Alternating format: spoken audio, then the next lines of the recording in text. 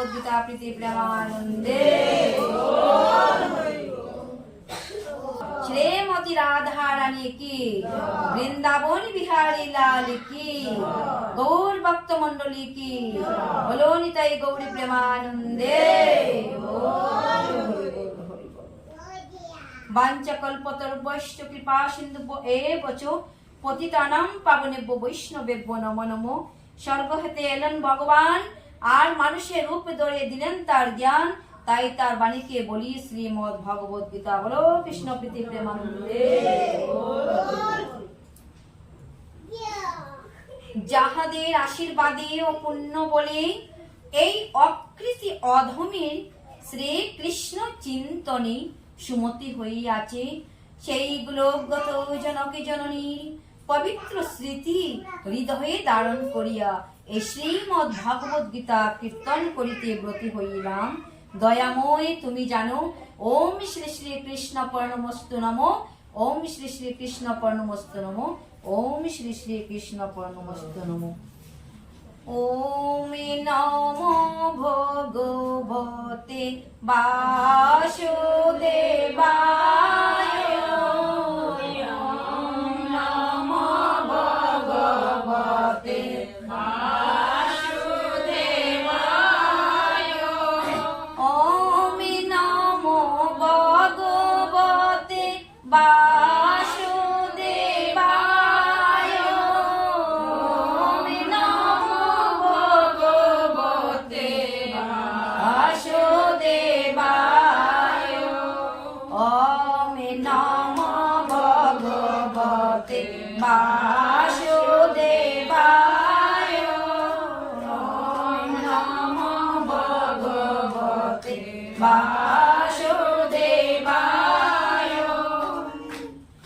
प्रेम से कहो वसुदेव पुत्र वासुदेव भगवान की। ईश्वर परम कृष्ण सच्चिदानंद विग्रह अनादिरादे प्राण गोविंद सर्व कारण कारणम, যিনি এই বিশ্ব জগৎ সৃষ্টি করিয়াছেন, যাহার আশীর্বাদে বাই এব তরিয়া যায়, এহেন ভগবানের রাঙ্গার আতুর শ্রীচরণে আপন আপন মস্তক অবনত করিয়া সকল ভক্ত বৃন্দগণ প্রণতি নিবেদন জানাই। প্রণতি ও শ্রীকৃষ্ণ চৈতন্য প্রভু নিত্যানন্দ শ্রী অদ্বৈত গদাধর শ্রীবাসাদি গৌরী ভক্তবৃন্দ।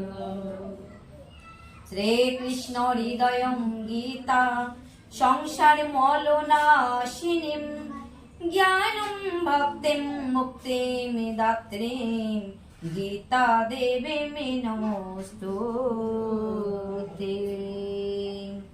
নারায়ণ মে নমস্কৃত্য নরং চৈব নরোত্তমং, দেবী মে সরস্বতীম ব্যাসং ততো জয়মুদীরয়তু। কৃষ্ণায় কৃষ্ণ ভক্তায় তদ্ভক্তায় নমো নমো। হরে কৃষ্ণ কৃষ্ণ কৃষ্ণ হরে হরে, হরে রাম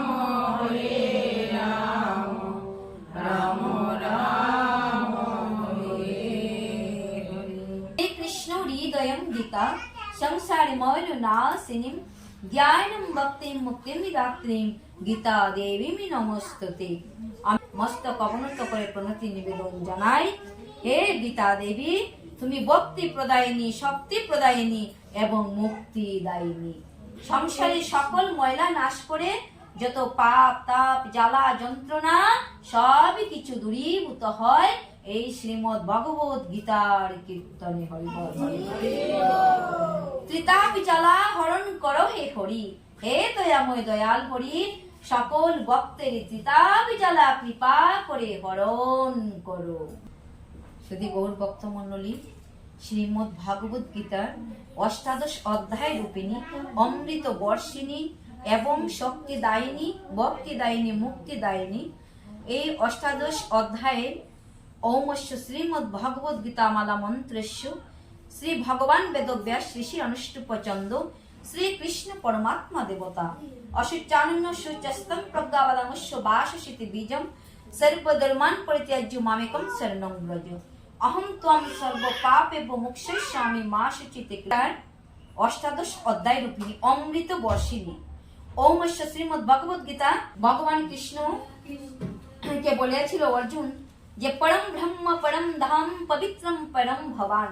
হে গোবিন্দ, তুমি পবিত্র, তোমার নাম পবিত্র, তোমার ধাম পবিত্র, যেখানে তোমার নাম হয় সেই স্থান হয় পবিত্র। আজ এই স্থান হলো মধুময় বৃন্দাবন ধাম। প্রেম সে বলো বৃন্দাবন ধাম কি? মধুময় বৃন্দাবন ধামে আজ আমরা উপস্থিত হয়েছি। কেন এসেছি? আজকে যেহেতু ভগবান জাগবেন, জগৎপতি নারায়ণ জাগবেন, জীবের দুঃখ সুখ সব দুঃখ নিরাময় করবেন। তাই জগৎপতি নারায়ণের কাছে আমরা যেন সদাই তাকিতে পারি, ভগবানের চরণ তলে যেন আমাদের বাস হয়। হরি বল। রাজ্য বিদ্যা রাজ্য গুহ্য যুগ ভগবানে অর্জুনকে গভীরতম তত্ত্বকথা বলিয়াছিল, যে তত্ত্বকথার মাধ্যমে একজন রাজা তার রাজ্যের কার্য সম্পন্ন করিতে পারে, তার প্রজা পালন করিতে পারে, প্রজাদিগকে অতি আনন্দে রাখিতে পারে, খুশিতে রাখিতে পারে। হরে কৃষ্ণ হরি বল। নবম অধ্যায় রাজবিদ্যা রাজগুহ্য যুগ অত শ্লোকে নম্বর তৃতীয় অশ্রদ্ধোদান পুরুষ ধর্মশাস্য পরন্তপ অপ্রাপ্য মম নিবর্তন্তে মৃত্যু সংসার বর্তনে।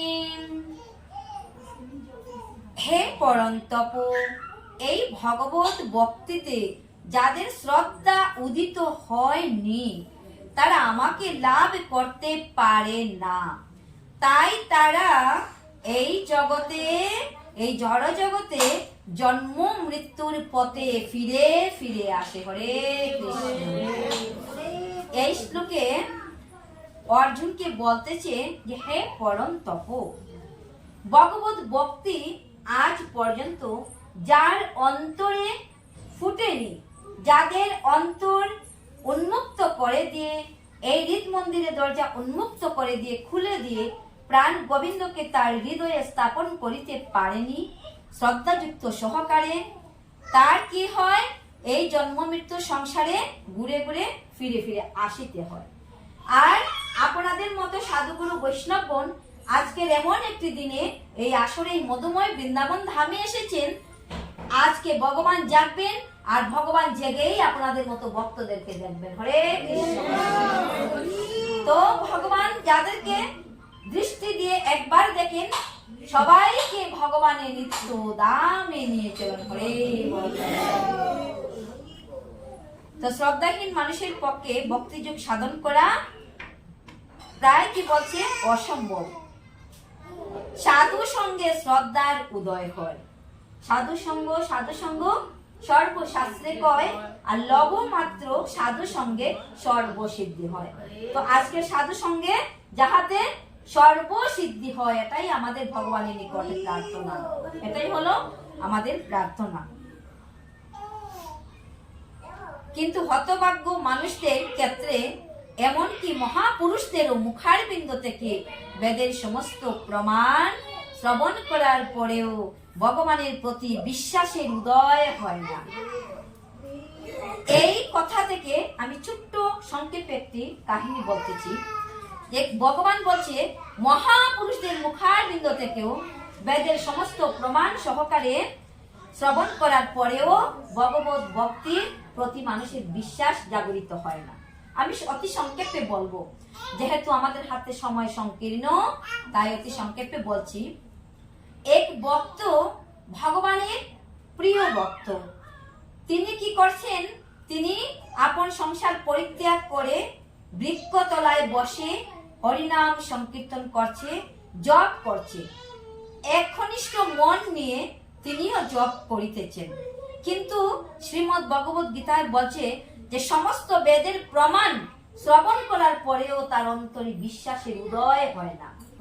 তিনি নাম করছে, নাম গুণগান গাইছে, আর গাইতে গাইতে ওই পোকায় মাটি তুলে তার প্রায় গলা পর্যন্ত এই মাটির নিচে চাপা পড়ে গেছে। হরিবল। এতদিন ধরে ভগবানের ধ্যান করছে, জপ করছে। তো আরেকজন ভক্ত বিরাট একটি তেঁতুল বৃক্ষের নিচে বসে তিনি জুতো সেলাই করছে। যে বলে না, হাতে করো কাম আর মুখে বলো হরি, অনায়াসে হয়ে যাবে ভব সিন্ধু পার। হাতে কর্ম করছে, কেমন কর্ম? হাতে জুতো সেলাই করছে, আর জুতো সেলাই করছে আর মুখ দিয়ে হরে কৃষ্ণ কৃষ্ণ কৃষ্ণ হরে হরে, হরে রাম রাম রাম হরে হরে, এইভাবে নাম জপ করছে তার অন্তর দিয়ে। যে সাধু নিত্য জপে কাঠের মালা, মন মালা তার জপে না। নিত্য আমরা কাঠের মালা জপি, কিন্তু মনের মধ্যে যে মন মালা আছে সেই মন মালা আমরা জপি কই? মন মালা তো কেউ জপি না, কিন্তু এই বেচারি কি করছে? মন মালা জপ করছে। হৃদয়ের অন্তরে যে মালা, সেই মালা তিনি প্রতিদিন জপ করছে আর হাতে কর্ম করছে। প্রেম সে বলো রাধে রাধে। এখন কথা হলো, জুতো সেলাই করে এক জুতোর সেলাইয়ের পয়সাটা, যে টাকাটা হচ্ছে, সেটা প্রাণ গোবিন্দের নামে রেখে দিয়েছে, যে ওই জুতোর সেলাইয়ের টাকা দিয়ে আমি প্রাণ গোবিন্দকে সেবা দেব। আরেকজনও জুতো সেলাই করে কি করছে? সাধুগুরু বৈষ্ণবদেরকে দান করে দিচ্ছে, ওদের যাতে সেবার কাজে লাগে। আরেকজনও জুতো সেলাই করে যারা গরিব অন্ধ আতুর তাদেরকে দান করছে। আর সর্বশেষ যে জুতো সেলাই করে পয়সা পাচ্ছে, নিজের এই দেহটাকে রক্ষা করার জন্য তিনি সেই টাকা খরচ করছে। হরে কৃষ্ণ। এখন অন্তর্যামী ভগবান অন্তরে জানেন সবাকার হৃদয়ের সব প্রমাণ। ভগবান বৈকুণ্ঠ থেকে বলতে পারে আজকে এই ভক্তের অন্তরে কি আছে। তাই যিনি জুতো সেলাই করছে তার কথাও গোবিন্দ জানতে পারছেন, আর যিনি উই পোকা তুলে গলা পর্যন্ত মাটি মৃত্তিকায় ভরে দিয়েছে এবং তিনিও জপ করছেন, তার হৃদয়ের কথাও তিনি জানেন। একদা নারদ ঋষি ভ্রমণ করিতে করিতে এই মর্ত্য দামে আসলেন। কিভাবে আসলেন? নারায়ণ নারায়ণ নারায়ণ বিনা যন্ত্র হাতে নিয়ে নারায়ণ নারায়ণ নারায়ণ জপ করিতে করিতে মর্ত্য দামে এসে, মনে করুন আমাদের এখানে এসে উপস্থিত হলো। হরে কৃষ্ণ। তো ওইখানে আসলেন, কোথায় আসলেন? যে দেখি এই সংসার বিচরণ করে আমার প্রভুর ভক্ত কোথায় কোথায় আছেন। ভক্তের মাঝারে তিনি এসে নামলেন। সর্বপ্রথমে নামলেন কোথায়? যিনি ভগবানের নাম জপ করছেন, নয়ন বন্ধ করে আঁকি মুদিত হয়ে ভগবানের নাম জপ করছেন, তার কাছে এসে বলেন নারায়ণ নারায়ণ নারায়ণ। নয়ন দেবর্ষি নারদকে প্রণাম করে বললেন যে দেবর্ষি কেমন আছেন? হে দেবর্ষি কেমন আছেন? তো দেবর্ষি বললেন ভালো। বলছে ভগবান কেমন আছেন? ভালো। তো প্রভু দেবর্ষি আপনি আমার একটি কথা প্রাণ গোবিন্দের কাছে নিয়ে যান। বলছে কি কথা তোমার? বলছে আমার একটি কথা, আমি দীর্ঘদিন যাবৎ ভগবানের নাম জপ করছি, আমি কবে আমার এই দশা থেকে আমি মুক্তি পাবো প্রাণ গোবিন্দকে গিয়ে আপনি বলবেন। আর তিনি কি বলছেন কৃপা করে আমার কাছে পুনরায় এসে বলবেন। বলছে ঠিক আছে, অবশ্যই আমি তোমাকে সেই বার্তাটা এসে পৌঁছিয়ে দেব। এবার এখান থেকে বিদায় নিয়ে চলে গেলেন কোথায়?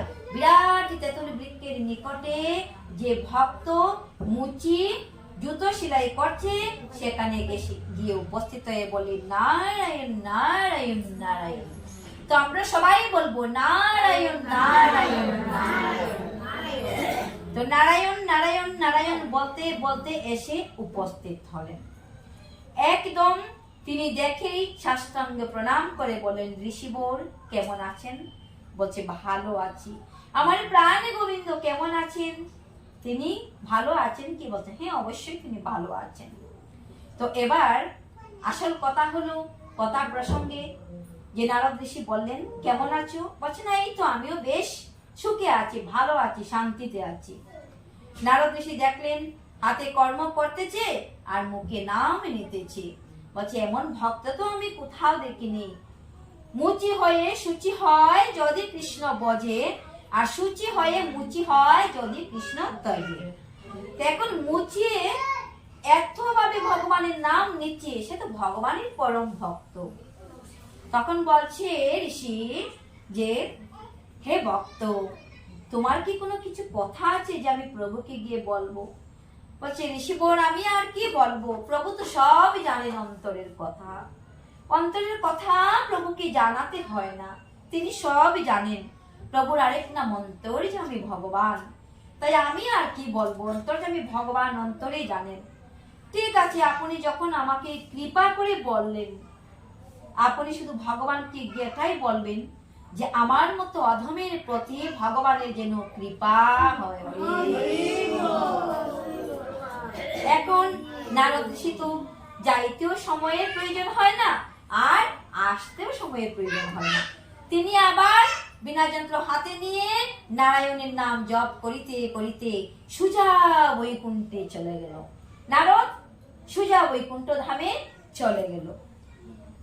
ভগবান কৃষ্ণ বসে আছেন, গিয়ে বললেন প্রভু আমি মর্ত্য ধাম ভ্রমণ করে এসেছি। বলছে আচ্ছা নারদ, সেখানে আমার ভক্তগণ কেমন ভাবে আছেন?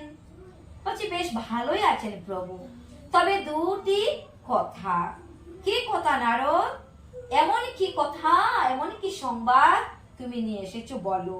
বলে প্রভু তোমার এক ভক্ত বসে বসে তোমার নাম জপ করিতে করিতে ওই পুকায় মাটি তুলে একেবারে তার অর্ধাংশ মৃত্তিকা নিচে চলে গিয়েছে।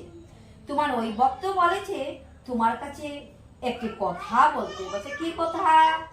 বলছে সে বলছে যে আমি এভাবে দীর্ঘদিন ধরে প্রভু শ্রী ভগবানের নাম জপ করছি, আমার প্রভুকে গিয়ে বলবেন আর কতদিন আমার এভাবে তাকিতে হবে। এই যে কথাটা বললো না, সব প্রমাণ জানে, শাস্ত্র জানে, তবুও ভগবানের প্রতি বিশ্বাসের উদয় হয় না। তার অন্তরে ভগবানের প্রতি বিশ্বাস হলো না যে গোবিন্দ আমাকে উদ্ধার করবেন কিনা। এটাই হলো আসল কথাটা। ভগবান তো বুঝতে পারে, তো বলে আচ্ছা, তো বলল যে হে দেবর্ষি আপনি কৃপা করে আবার আমাকে উত্তর প্রদান করবেন। তো তার জন্য প্রভু কি উত্তর হতে পারে আপনি আমায় বলুন। তারপরে ভক্ত যে তার ওই পোকায় মাটি তুলেছে নাম জপ করিতে করিতে, সে যে আমাকে বলেছে প্রাণ গোবিন্দকে গিয়ে বলবেন দেবর্ষি আমাকে আর কতদিন এভাবে নাম জপ করিতে হবে। এই যে কথা বিশ্বাসের উদয় হলো না।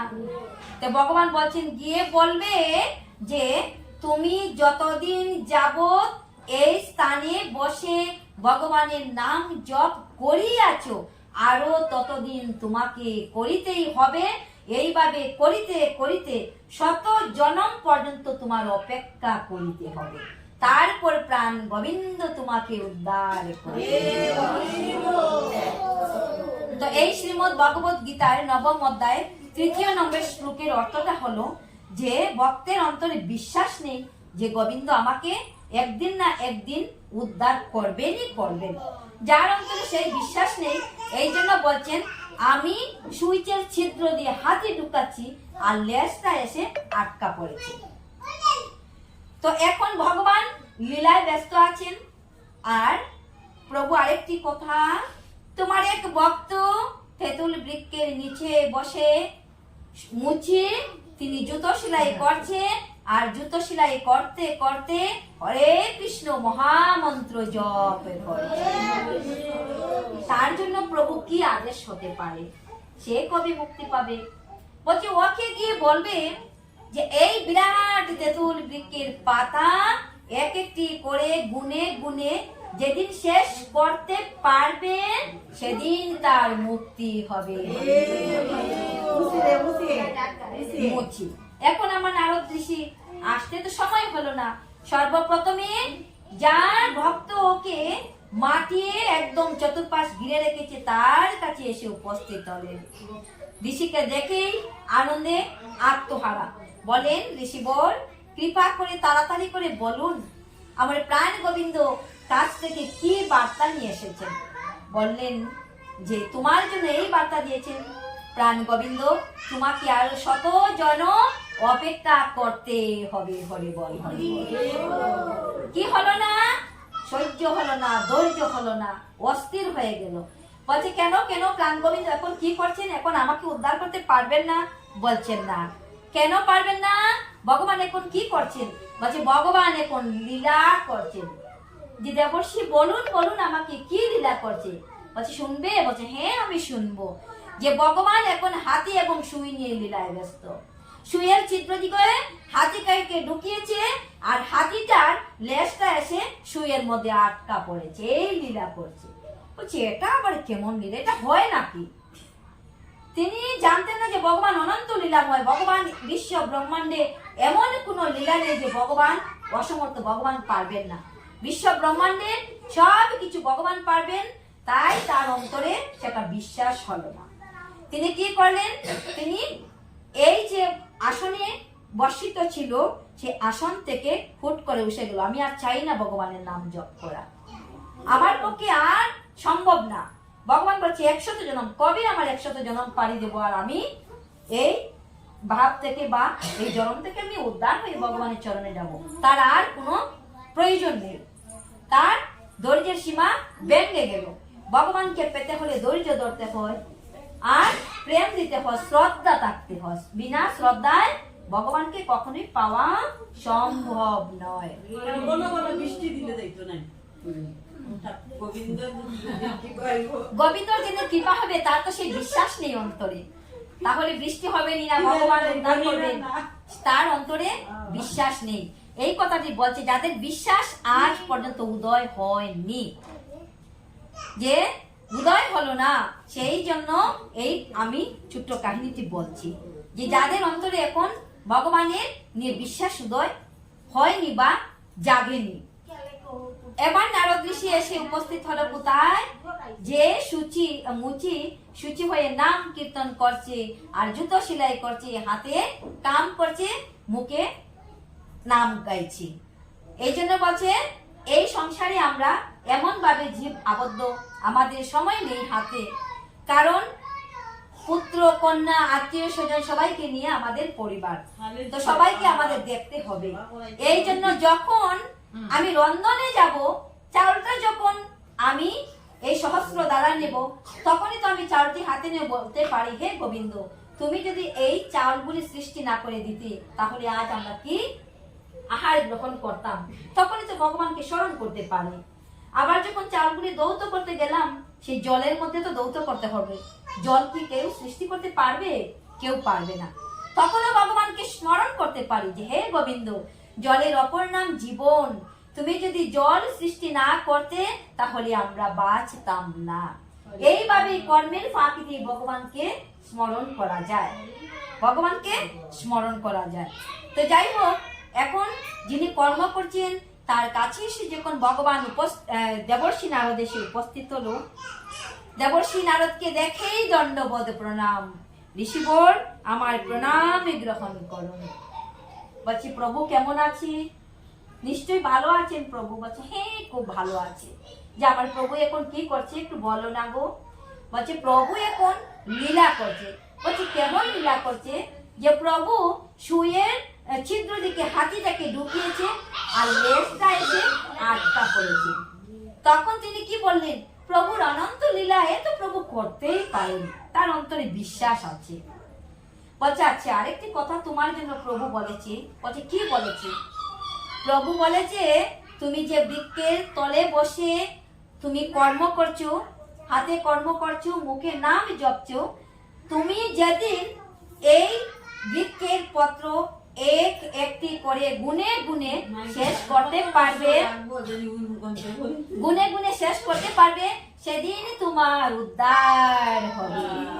যেই নারদ ঋষি এমন কথা বললো, আর ওই মুচি কি করলে জানো?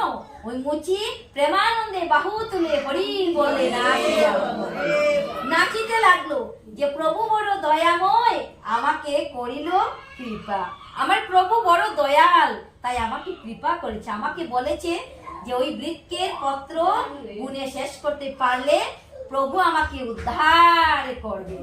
তার অন্তরে অপার ভক্তি, অপার বিশ্বাস।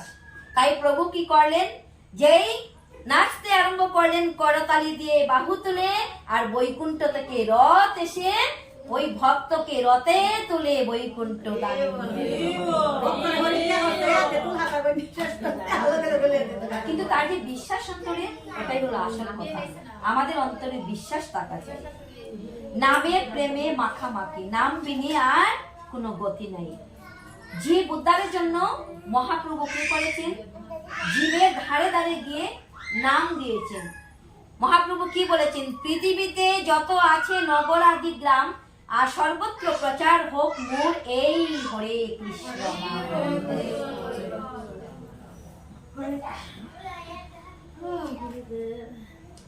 সেই বিশ্বাসের উন্নতি সাধন করাই কৃষ্ণ ভাবনা।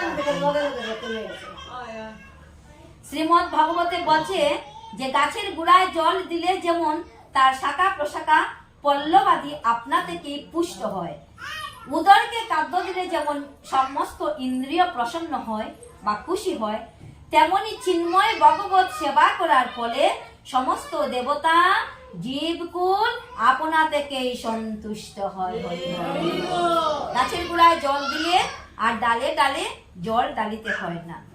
তুলসী বৃক্ষকে যদি আমরা মূলে জল দেই, তাহলে আর ডালে ডালে জল দেওয়ার কোনো প্রয়োজন নেই।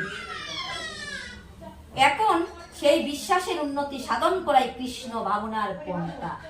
বিশ্বাস যাহাতে ধীরে ধীরে আমাদের মধ্যে জাগে, আর সেই বিশ্বাসের উন্নতি হওয়াটাই হচ্ছে কৃষ্ণ ভাবনার পথ বা রাস্তা। হরি বল। কৃষ্ণ ভাবনায় ভাবিত মানুষকে তিন প্রকারে ভাগ করা যায়, তিনটি শ্রেণীতে আবার ভাগ করেছেন। কি কি স্তর? সর্বনিম্ন স্তরে যারা আছেন তাদের কোনো বিশ্বাস নেই, তাদের কোনো বিশ্বাস নেই। এমনকি যদিও তারা আনুষ্ঠানিকভাবে ভগবত ভক্তি অনুশীলনে নিযুক্ত থাকে, তবুও তারা পরম সার্থকতার স্তর অর্জন করতে পারে না। কারণ কেন? তাদের বিশ্বাস নেই। কিন্তু দৃঢ়তা অপূর্ণ শ্রদ্ধা সহকারে না থাকার ফলে তাদের পক্ষে অধিককাল কৃষ্ণ ভাবনায় নিযুক্ত থাকা অত্যন্ত কঠিন। তবুও তারা পরম সার্থকতার স্তর অর্জন করতে পারে না। খুব সম্ভবত কিছুকাল পরে এরা ভক্তি মার্গ থেকে স্খলিত হয়ে যায়, মানে ভক্তি রাস্তা থেকে তারা সরে যায়।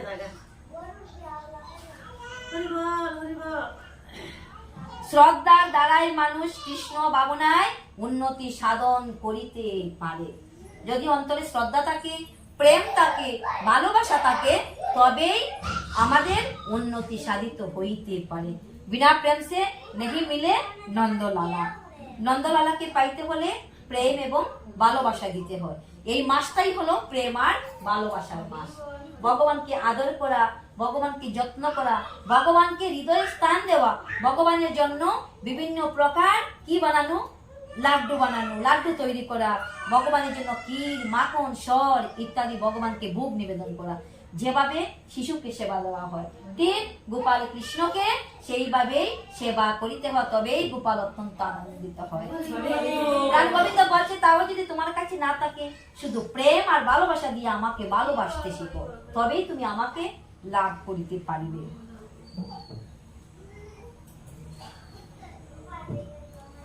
ভগবত ভক্তির সর্বোত্তম সম্বন্ধে স্বাভাবিকভাবে তার দৃঢ় বিশ্বাস আছে, এবং তাই দৃঢ় বিশ্বাসের সঙ্গে তিনি এই মার্গ, মার্গ শব্দ অর্থ রাস্তা, এই মার্গ অবলম্বন করেন।